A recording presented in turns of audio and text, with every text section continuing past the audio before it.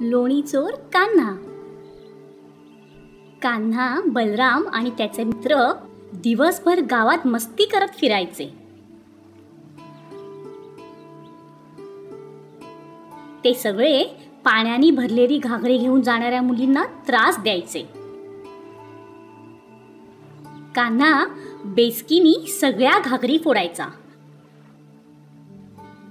त्या बिचारा मुली भिजल्यावर कान्हा आणि त्याचे मित्र खूप हसायचे. ते सगळे अतिशय खोडकर होते. गावातील सगळ्या मुली यशोदेकडे जाऊन तिच्या मुलाची तक्रार करायच्या आणि मग यशोदा आणि नंद त्या गोंडस बाळाला शिक्षा करायचे.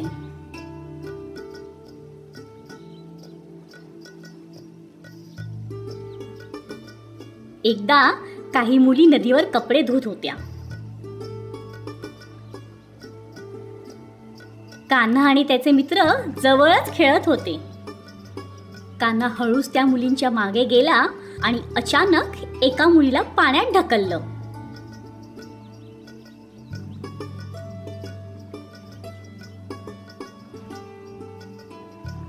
आणि पळत पळत आपल्या मित्रांजवळ जाऊन जोरात हसू लागला आणि मस्करी करू लागला. त्या मुली खूपच चिडल्या. त्या कान्हा आणि त्याच्या मित्रांना पकडायचा प्रयत्न करू लागल्या, पण ती काही हाती आली नाहीत.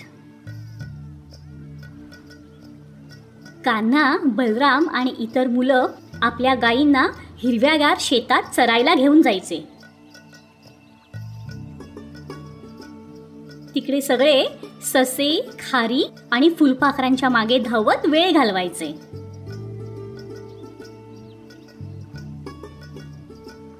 गावातल्या सगळ्या स्त्रिया घरीच लोणी काढायच्या. सगळ्यांच्या घरी लोण्यानी भरलेली मडकी होती आणि कान्हाला लोणी म्हणजे अतिशय प्रिय. तो आणि त्याचे मित्र नेहमी सगळ्यांच्या घरी शिरून लोणी पळवायचे.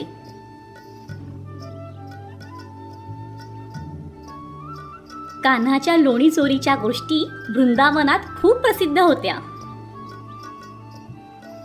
एकदा गावातील एक बाई ताजं लोणी काढत होती. नेहमीप्रमाणे कान्हा, बलराम आणि इतर मुलं तिथे गेली. त्यांना लोणी पळवायचं होतं. ती सगळी त्या घरापासून काही अंतरावर उभी होती. लोणी तयार होईपर्यंत ती सगळी तिथेच वाट बघणार होती.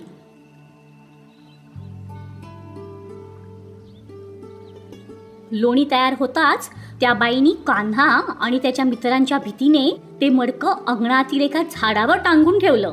तिला वाटलं आता तिचं लोणी सुरक्षित आहे.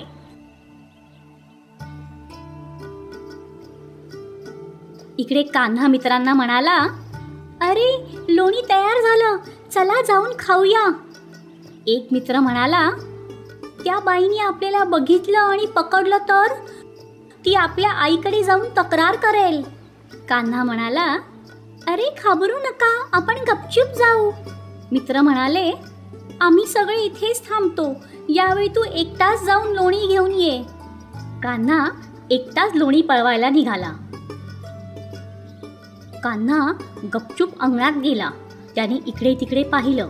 त्याला कोणीही बघत नव्हतं, पण ते मडकं उंचावर असल्यामुळे त्यांनी उड्या मारायला सुरुवात केली.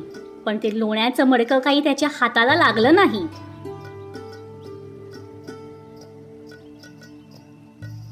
त्यांनी आपल्या मित्रांना मदतीसाठी बोलवलं.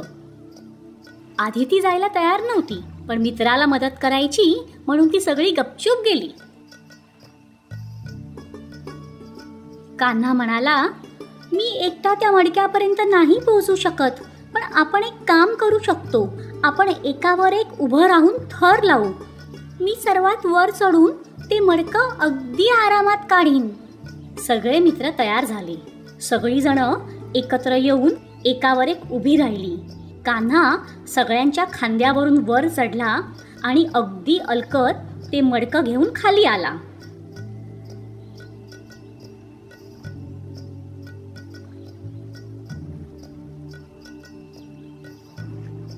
सगळे ते लोणी चाटून पुसून खात होती.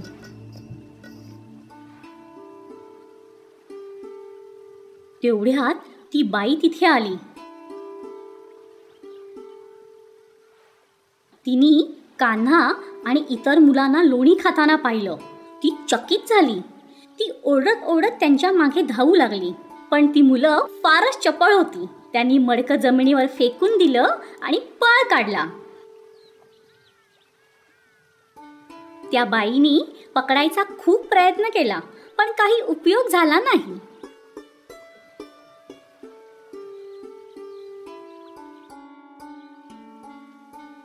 कान्हा, बलराम आणि इतर मुलं नेहमीप्रमाणे गावात मस्ती करत फिरू लागली.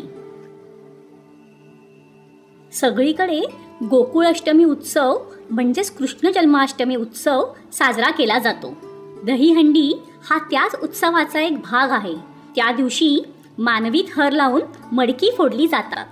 दहीहंडी दरवर्षी ऑगस्ट किंवा सप्टेंबरमध्ये कृष्ण जन्माष्टमीनंतर साजरी करतात. कृष्ण आणि अरिष्टसूर. एकदा कृष्ण, बलराम, राधा आणि इतर मुलं गायींना चरण्यासाठी घेऊन गेली. अरे कृष्णा, हे बघ, कितीतरी लोक आपल्या गावात येत आहेत. अगं राधा, ती सगळी आपल्या गावात होळी खेळायला येत आहेत. अरे वा, होळी! मग आपण खूपच मज्जा करू. त्या रात्री सगळे गावकरी जमले. होळीभोवती सगळी गोल करून उभी राहिली.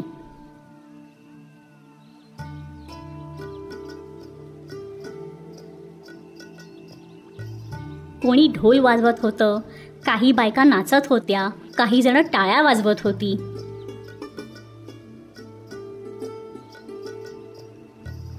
कृष्ण आणि इतर मुलंही मजा करत होती.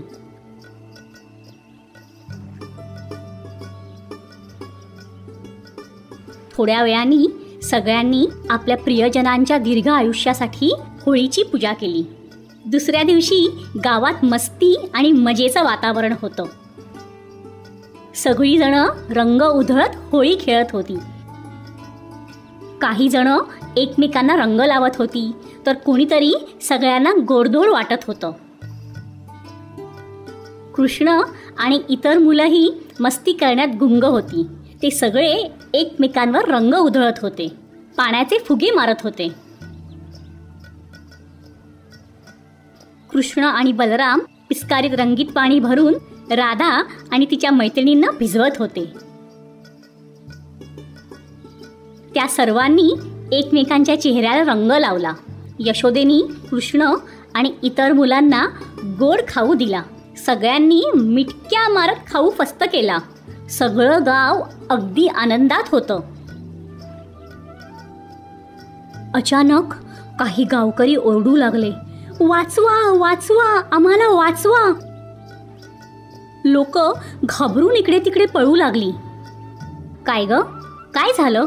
ही सगळी का घाबरलीत ग आणि का धावतायत? अगं, एक मोठा बैल गावात शिरलाय.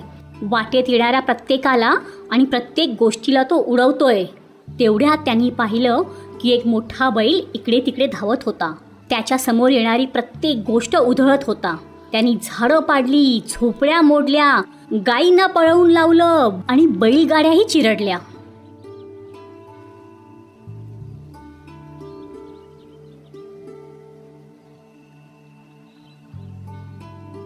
कृष्णा, काहीतरी कर, आपलं गाव वाचव. आई, तू अजिबात काळजी करू नकोस, मी त्या बैलाचा चांगलाच समाचार घेतो. असं म्हणून कृष्ण बैलाच्या दिशेने धावला. बैलासमोर उभा राहिला आणि त्याची वाट अडवली. कृष्ण बैलाशी लढला.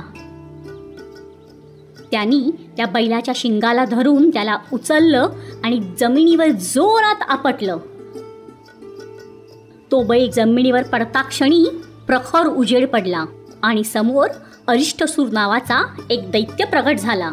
अरिष्टसूराला कृष्णाचा मामा कंसनी कृष्णाला मारण्यासाठी पाठवलं होतं. अरिष्टसूराने कृष्णाला युद्धाचं आव्हान दिलं. ए गवळ्या, चल ये, माझ्याशी युद्ध कर. आज मी तुला ठारच मारणार आहे. कृष्ण हसून म्हणाला, बघूया. दोघांमध्ये घनघोर युद्ध झालं. अरिष्टसुरांनी तलवार काढून कृष्णावर वार केला. कृष्णाने त्याची तलवार मोडली. मग दोघांमध्ये मल्लयुद्ध सुरू झालं. अखेर कृष्णाने अरिष्टसुराला हरवलं. हे कृष्णा, मला माफ कर.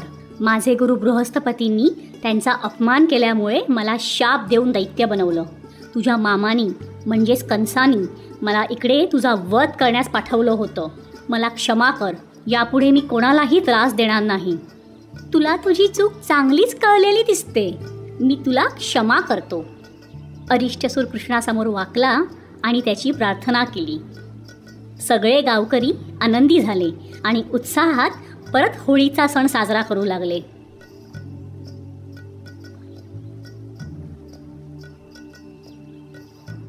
बाळकृष्ण आणि 2 झाडं. एकदा कृष्ण आणि त्याचे मित्र गायींना चरायला घेऊन गेले. गायीचं चरणं होईपर्यंत आपण काहीतरी खेळूया का? कृष्ण म्हणाला, चला विटी दांडू खेळू. सगळे तयार झाले. त्यांनी विटी दांडू खेळायला सुरुवात केली. सगळीजणं खेळात गुंग झाली. ती बराच वेळ खेळत होती. थोड्या वेळाने बलराम म्हणाला, कृष्णा, मला भूक लागलीये.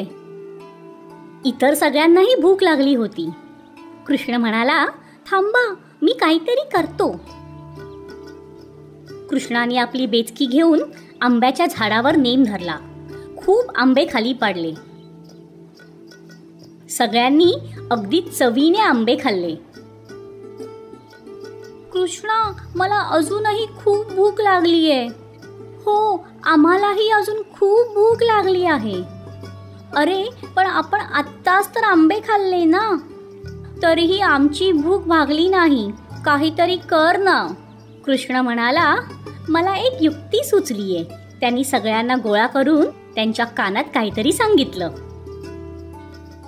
ती सगळीजणं कृष्णाच्या मागोमाग एका घराजवळ गेली. कृष्णाने त्यांना बाहेर थांबायला सांगितलं. त्याने इकडे तिकडे पाहिलं. त्याला कोणीही बघत नव्हतं. तो गपचूप आत गेला आणि लोण्याने भरलेलं मडकं पळवलं. तो मित्रांजवळ गेला आणि म्हणाला, चला हे खाऊया. सगळ्यांनी त्या लोण्यावर मस्त ताव मारला. तेवढ्यात त्या घरातल्या बाईनी त्यांना लोणी खाताना पकडलं. ती ओरडू लागली, तुम्ही काय करताय? परत माझा लोणी पळवलत. आज मी तुम्हाला अजिबात सोडणार नाही. ती कृष्ण आणि त्याच्या मित्रांच्या मागे गेली. ती सगळी मडकं तिथेच टाकून धावू लागली. बाईनी त्यांना पकडायचा खूप प्रयत्न केला, पण ती मुलं फारच चपळ होती. सगळं लोणी संपल्यामुळे ती बाई बिचारी फारच दुःखी झाली. तिने गावातल्या इतर बायकांना गोळा करून कृष्णाच्या घरी जाऊन यशोदेकडे तक्रार करायचं ठरवलं. कृष्णाच्या घरी जाऊन त्यांनी यशोदेला आवाज दिला, अगं यशोदा, कृष्ण आता फारच खोडकर झालाय. तो रोज आमच्यापैकी कोणाच्या तरी घरात शिरतो आणि लोणी पळवतो. दुसरी बाई म्हणाली, तुझा मुलगा गावातल्या इतर मुलांनाही बिघडवतोय. तू काहीतरी कर ग बाई. यशोदा म्हणाली, मला माफ करा. मी बघते त्याचं काय करायचं ते. त्या सगळ्या बायका निघून गेल्या. यशोदा आता खूप रागवली होती. त्या सगळ्या गेल्यावर यशोदेनी कृष्णाला आवाज दिला. ती म्हणाली, मी हे काय ऐकते? तुझ्याबद्दल रोज काही ना काहीतरी तक्रारी येत आहेत. मी हे सहन करणार नाही. तिने कृष्णाला एक धपाटा मारायला हात उचलला, पण तो धावत सुटला. रागवलेली यशोदा त्याच्या मागे धावली.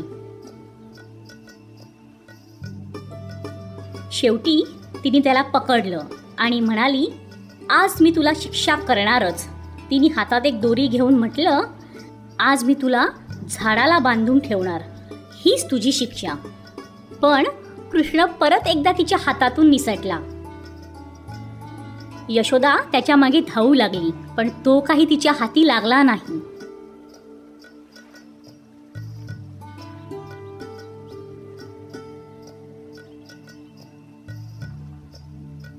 शेवटी थकून तिने कृष्णाला पकडायचा प्रयत्न सोडून दिला. आपल्या आईला दुःखी आणि थकलेलं पाहून कृष्ण आईजवळ जाऊन म्हणाला, आई, मला क्षमा कर. ही घे दोरी आणि मला बांध. यावेळी मी पळणार नाही. यशोदेनी त्याला झाडाला बांधायचा प्रयत्न केला, पण ती दोरी खूपच लहान होती, म्हणून तिने बाजूलाच असलेल्या उखळीला त्याला बांधलं.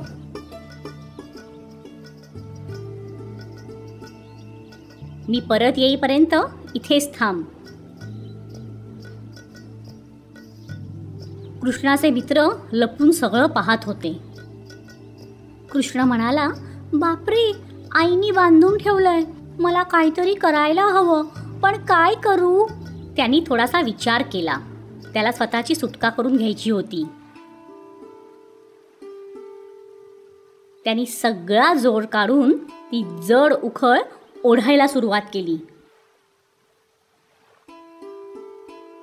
तो उखळी सकट गावातून चालत होता. उखळ जमिनीला घासली जात असल्यामुळे खूप मोठा आवाज येत होता. त्याचे मित्र काही अंतर राखून त्याच्या मागे चालत होते. मोठा आवाज ऐकून गावातली लोक काय झालं ते बघायला जमली. त्यांनी पाहिलं की छोटासा कृष्ण स्वतःबरोबर एक जड उखळ खेचत घेऊन जात होता आणि जवळच 2 झाडं होती. सगळे चकित झाले. त्यांनी यशोदेला काय चाललंय ते बघायला बोलवलं. आता कृष्ण त्या 2 झाडांच्या मधून गेला. ती दोन्ही झाडं मुळासकट उपटली गेली.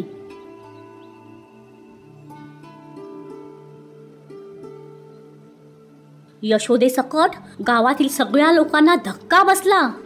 एक माणूस म्हणाला, एवढी मोठी झाडं एवढ्याशा कृष्णाने कशी बरं उपटली असतील? एक बाई म्हणाली, हा एवढासा मुलगा खूपच ताकदवान आहे. ती 2 झाडं खाली पडताच त्यातून 2 देव प्रगटले.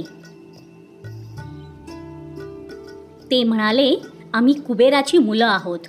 नारद मुनीच्या शापांनी आमचं झाडात रूपांतर झालं होतं. त्यांनी आम्हाला सांगितलं होतं की श्रीकृष्ण तुम्हाला या शापातून मुक्त करेल.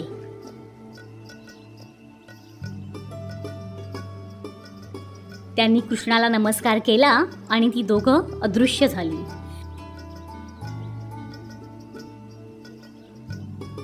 सगळे आनंदित झाले आणि म्हणाले, श्रीकृष्णाचा जय जयकार, श्रीकृष्णाचा जय जयकार. कृष्णाचे मित्र आनंदाने टाळ्या वाजवू लागले.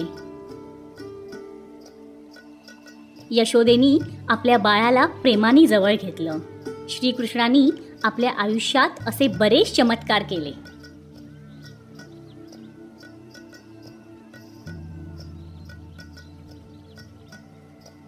कृष्ण आणि फळ विक्रेती. एकदा कृष्ण आणि त्याची सखी राधा गायींना चरायला घेऊन गेले.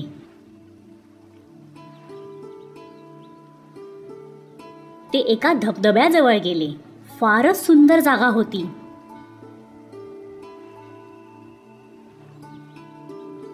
रंगीत आकाश, गाणारे पक्षी, पाण्यात बदकं आणि मासे पोहत होते. झाडांवर खारी बागडत होत्या. ससे खेळण्यात गुंग होते. रंगीत फुलपाखरं उडत होती. अतिशय संमोहित करणारी जागा होती. गायी सुद्धा अगदी मजेत चरत होत्या. कृष्णा, जरा आजूबाजूला बघ, किती सुंदर जागा आहे. हो ग राधा, ही जागा खूपच सुंदर आहे ग. इथे जर संगीत ऐकता आलं असतं तर आपल्याला जास्त मजा आली असती. मी तुला संगीत ऐकवू शकतो. कृष्णाने आपली बासरी काढून वाजवायला सुरुवात केली. कृष्णाची मधुर बासरी सगळ्यांना मोहून टाकत होती. पक्षी आणि प्राणीही बासरी ऐकण्यात गुंग झाले होते. राधाही गुंग झाली होती.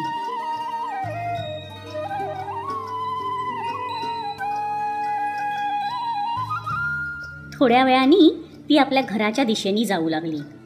दोघंही जंगल पार करून गावात पोचली. राधाने कृष्णाला निरोप दिला आणि ती दोघं आपापल्या घरी निघून गेली. तिकडे मथुरेत एक म्हातारी फळ विक्रेती होती. ती दारोदार जाऊन फळं विकायची.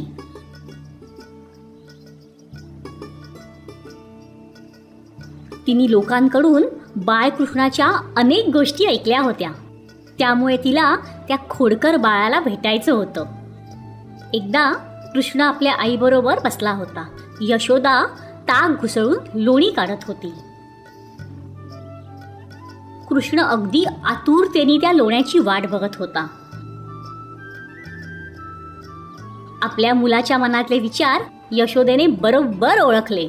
ती हसून म्हणाली, मला माहीत आहे की तू इथे बसून काय करतोयस, पण तुला अजून काही वेळ असंच बसून राहावं लागणार आहे. लोणी तयार झालं की त्यातलं थोडंसं लोणी मी तुला नक्की देईन. तेवढ्यात त्यांनी एका बाईचा आवाज ऐकला, आंबे, ताजे ताजे आंबे. कृष्ण धावत बाहेर गेला. त्यांनी पाहिलं की एका म्हाताऱ्या बाईच्या डोक्यावर आंब्याच्या 2 टोपल्या आहेत. नंद म्हणजेच कृष्णाचे वडील बाहेर बसले होते. त्यांनी त्या बाईला आवाज दिला.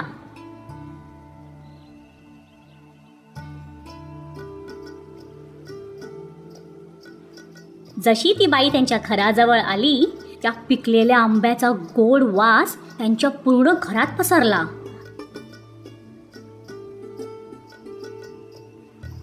ती बाई खाली बसली. तिने बाजूलाच तिच्या टोपल्या ठेवल्या. ते पिकलेले रसाळ आंबे पाहून सगळे खुश झाले. कृष्णही मनोमन खुश झाला. तो आंबा खाण्याची वाट बघू लागला. त्या काळी लोक पैसे देण्याऐवजी वस्तूंची देवाणघेवाण करायचे. म्हणजे आपल्या वस्तूच्या मोबदल्यात ती धान्य किंवा दुग्धजन्य पदार्थ द्यायची.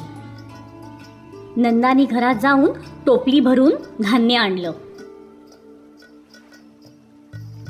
त्याने ती टोपली त्या फळ विक्रेत्या बाईसमोर ठेवली आणि म्हणाला, तुमच्या 1 टोपली आंब्याच्या बदल्यात ही धान्याची 1 टोपली पुरेशी आहे का? ती बाई धान्याने भरलेली टोपली बघून खुश झाली आणि म्हणाली, इतर लोक मला 1 टोपली आंब्याच्या बदल्यात फक्त अर्धी टोपली धान्य देतात, पण तुम्ही मात्र फारच उदार आहात. मी तुम्हाला अगदी आनंदाने 1 टोपली आंबे देईन. आपल्या वडिलांना देवाणघेवाण करताना कृष्ण अगदी बारकाईने पाहत होता. तो लहान असला तरी त्याला कळलं की आंबे धान्याच्या बदल्यात मिळतात. त्याला स्वतःलाही काही आंबे खरेदी करायचे होते. तो धावत घरात गेला. मुठीत मावेल एवढं धान्य त्याने उचललं. मुठी घट्ट बंद केल्या आणि काळजी घेतली की एकही दाणा खाली पडणार नाही. तो धावत त्या बाईकडे गेला आणि आपल्या हातातलं धान्य त्या फळ विक्रेतीला दिलं. फळ विक्रेतीने कृष्णाला पहिल्यांदाच इतक्या जवळून पाहिलं. त्याचे ते सुंदर डोळे आणि मोहक हास्य पाहून ती संमोहित झाली. ती क्षणभर सगळं विसरली आणि फक्त कृष्णाकडे बघत राहिली. कृष्णाने त्याच्या लाडीक आवाजात विचारलं, तुम्ही मला या धान्याच्या बदल्यात आंबे द्याल का? असं म्हणून त्यांनी हातातलं धान्य त्या बाईच्या हातात दिलं. त्याच्या लहानशा ओंजळीत अगदी थोडंसं धान्य होतं. त्याला कळलं की एवढ्या कमी धान्याच्या बदल्यात त्याला आंबे काही मिळणार नव्हते. तो उदास झाला. फळ विक्रेतीने कृष्णाच्या चेहऱ्यावरची उदासी पाहिली. तिने कृष्णाने दिलेलं धान्य अगदी आनंदाने पिशवीत भरलं आणि त्याला 2 छान आंबे दिले. कृष्ण खूपच खुश झाला. तो अगदी आनंदाने नाचू लागला. त्याला असं नाचताना आणि खुश पाहून इतर सगळीजणही खुश झाली. अचानक प्रखर उजेड पडला. नंदानी जी धान्याची टोपली त्या बाईला दिली होती त्या धान्याचं सुवर्ण मुद्रा आणि रत्नांमध्ये रूपांतर झालं. फळ विक्रेतीला आपल्या डोळ्यांवर विश्वासच बसला नाही. तिने कृष्णाकडे पाहिलं. तो हसत होता. त्या क्षणी तिला कळलं की तो लहान मुलगा कोणी साधारण नाही, तो प्रत्यक्ष देवाचा अवतार आहे.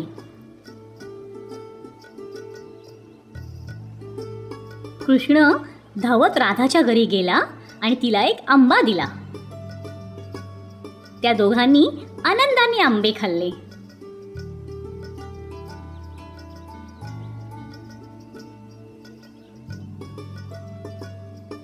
कृष्णाच्या तोंडात ब्रह्मांड. एकदा कृष्ण, बलराम, राधा आणि इतर मुलं नदीकाठी खेळायला गेली. सगळ्यांनी एकामागोमाग एक नदीत उड्या मारल्या. राधा काठावर बसून त्यांना पाहत होती. ती मुलं पोहत एकमेकांवर पाणी उडवत अगदी मजेत वेळ घालवत होती.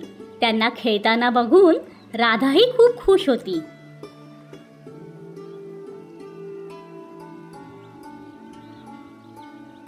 कृष्णाने राधावर पाणी उडवलं. राधा भिजली आणि रागावली. हे पाहून कृष्ण पाण्यातून बाहेर आला. राधा, रागावू नकोस ग. तू माझ्या अंगावर पाणी का उडवलंस? अगं, मी कमतीत उडवलं. मला माफ कर ना. मी काय केलं तर तुझा राग जाईल? ठीक आहे, मग माझ्यासाठी बासरी वाजव. कृष्णाने आपली बासरी काढून वाजवायला सुरुवात केली. बलराम आणि इतर मुलंही पाण्याबाहेर येऊन त्याच्या सभोवती जमली. सगळी अगदी बासरी ऐकण्यात गुंग झाली होती. थोड्या वेळाने, ए कृष्णा, चल ना काहीतरी खेळू. पण आपण काय खेळायचं बरं? मी तुम्हाला एक चांगला खेळ सुचवू का? ते समोरचं आंब्याचं झाड बघताय ना? जो मला सगळ्यात आधी आंबा आणून देईल तो या खेळात जिंकेल. सगळे झाडापाशी धावत गेले आणि दगड मारून आंबे पाडायचा प्रयत्न करू लागले. बलरामही तेच करत होता. कृष्णाने आपली बेचकी उचलली आणि अचूक नेम साधला. त्याचा दगड बरोबर आंब्याला लागला आणि आंबा खाली पडला. कृष्णाने धावत जाऊन तो आंबा उचलला आणि राधाला नेऊन दिला. राधाही खुश झाली. हे काय कृष्णा, दरवेळी तूच जिंकतोस. अरे, तुम्ही चिंता करू नका. पुढच्या वेळी मी तुम्हाला नक्की जिंकायला देईन. कृष्णाने आपली बेचकी उचलून सगळ्यांना आंबे पाडून दिले. सगळ्यांनी आनंदाने आंबे खाल्ले. थोड्या वेळाने सगळीजण परत घरी जायला निघाली. सगळी घराच्या दिशेने चालत होती. अचानक कृष्णाने खाली वाकून मुठभर माती उचलली आणि तोंडात घातली. सगळ्यांना धक्का बसला. कृष्णा, तू हे काय करतोयस? कृष्णा, तोंड उघड आधी आणि ती माती बाहेर काढ बघू. अरे कृष्णा, ती माती थुकून टाक. कृष्ण माती तोंडात ठेवून फक्त हसत होता. बलराम धावत घराकडे गेला आणि यशोदेला सगळं काही सांगितलं. यशोदा आणि बलराम कृष्णाच्या दिशेने धावले.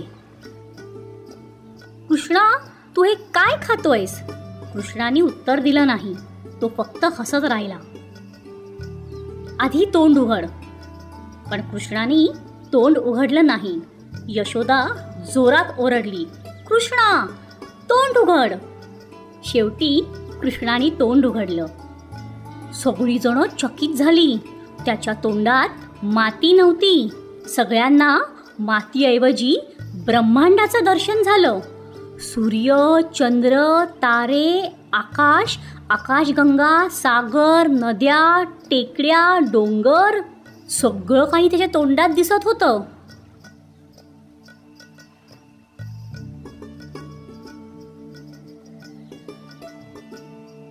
आता मात्र यशोदा आणि इतरांना कळून चुकलं की हा कोणी साधारण बालक नाही, तर हा साक्षात देवाचा अवतार आहे.